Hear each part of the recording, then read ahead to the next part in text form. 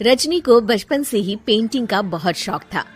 वो हमेशा से ही पेंटर बनना चाहती थी, पर उसके माँ और पिताजी ने उसको कभी भी इस चीज के लिए सपोर्ट नहीं किया और उसकी शादी नीरव से हो गई।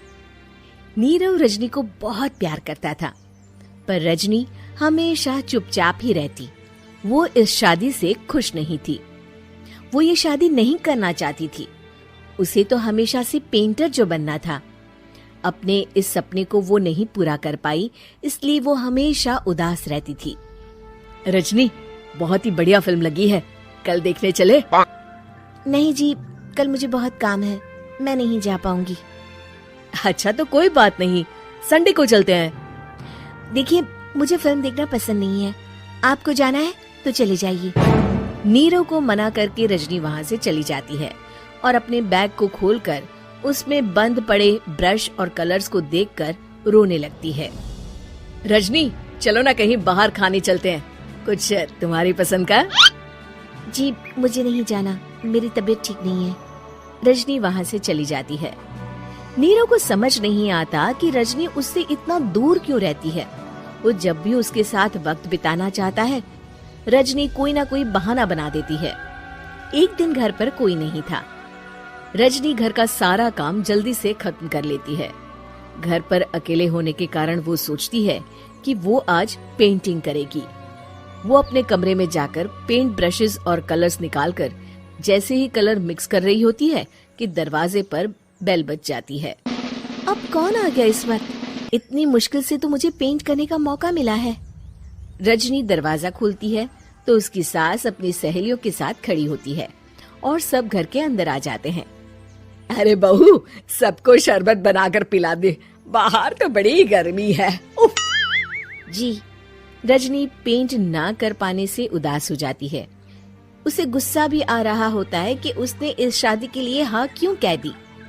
वो रसोई में जा रही होती है कि उसकी सास उसे रोकती है।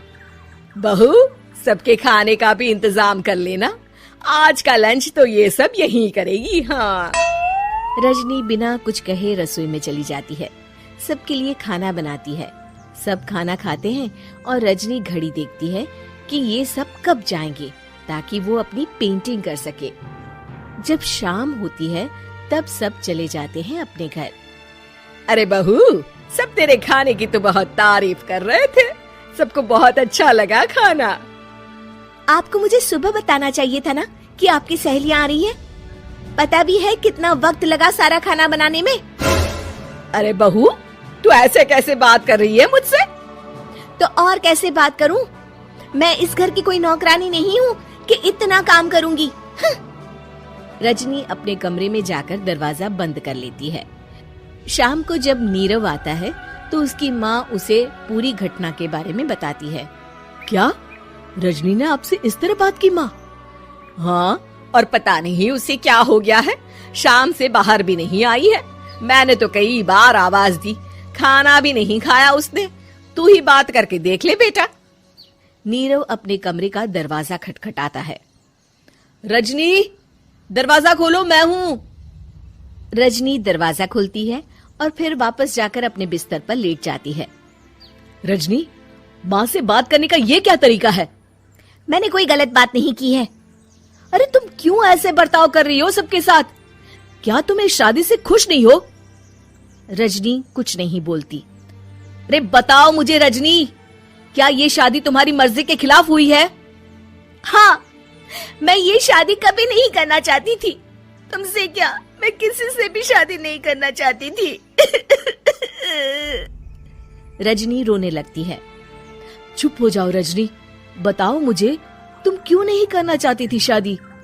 रजनी बेड के नीचे से अपने पेंटिंग्स, कलर्स, ब्रश, पेपर्स निकालती है। इतने में उसकी सास भी कमरे में आ जाती है। ये देख रहे हो, ये थे मेरे सपने।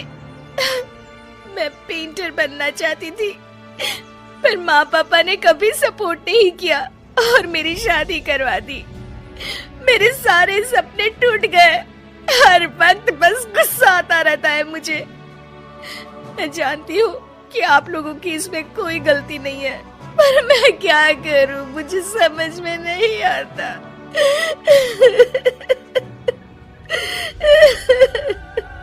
रजनी फूट फूट कर रोने लगती है।